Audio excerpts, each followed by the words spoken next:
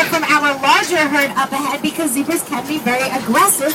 And one of our males got into a fight with the alpha leader of the larger herd. With the alpha male of the larger herd. Yeah, of zebras. When that happened, for his protection, we brought him over here and then we also gave him 2 females to keep him company because zebras are herd animals. So they do like company, so we brought him some company. The male is the one over by himself. Nobody really likes him. Not even the females really like him. He's kind of a bully. No way, are you kidding? We're not going to do that. Can't let lions eat our zebras. We are now approaching the Wild Plains section of the tour. This area was named after the Wild family that you all met in the welcome video. Now, in this next section, we have lots and lots of peacocks. I'm telling you guys now because they are all over the place and also like to hide, and you guys always spot them before I do.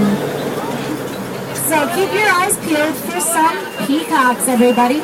We have an all-male flock of peacocks here. If we did have any females, they would be called peahens. And the peahens are not nearly as pretty to look at, though. Oh yeah, but that's not always necessarily true for every animal.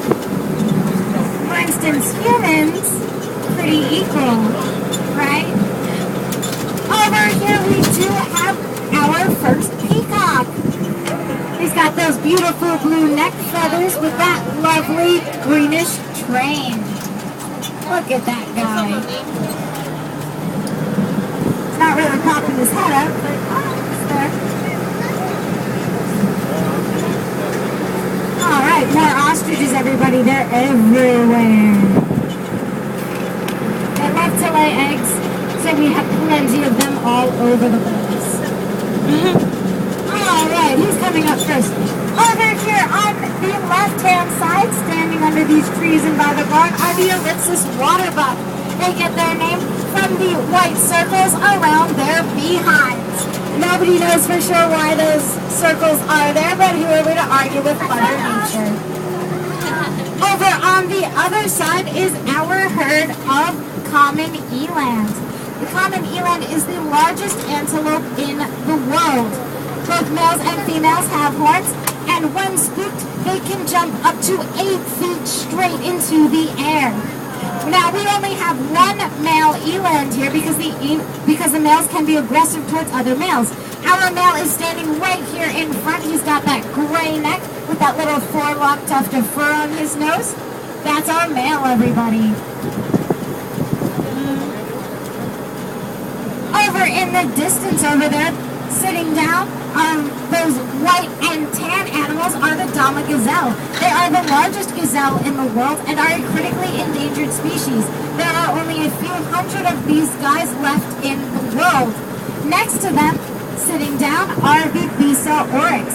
The Bisa oryx is a desert animal that can raise its body temperature up to 116 degrees Fahrenheit to help beat the heat and retain extra moisture. Sounds pretty good, right? I'd love to raise my body temperature so that this air is actually cool, because it is hot. You guys are drinking lots of water, right? Yeah? Alright, good, because that's incredibly important. And over here we have a portion of our larger zebra herd. We have many zebra babies around here, so keep your eyes out for our foals. There is one foal hanging out with these guys over here. It's right over there. You guys see him? He's pretty cute, right? Now, can anyone tell me, are zebras white with black stripes, black with white stripes, or white with dark brown stripes? Anybody? White with black. They are white with dark brown stripes. I know it doesn't appear as though their stripes are black, but if you look at some of our younger zebras, and if we get close enough and you can look at their backs, zebras do have brown stripes. stripes. The older they are, the darker their stripes become. Until they look almost black, but your elementary school teachers lied to you, ladies and gentlemen. They have brown stripes. Those stripes also serve as camouflage. When zebras run together in an enormous herd, those stripes begin to blend together, and it is very difficult for predators to pick out one zebra from the rest. And up ahead we have everybody say it with me, giraffes. That's right. Giraffes can be up to 18 feet tall. Their legs can be up to 6 feet tall, as can their necks. Their necks alone can weigh up to 600 pounds. Says Eddie. What? That's exactly right. Giraffes will actually bang their enormous necks together for dominance.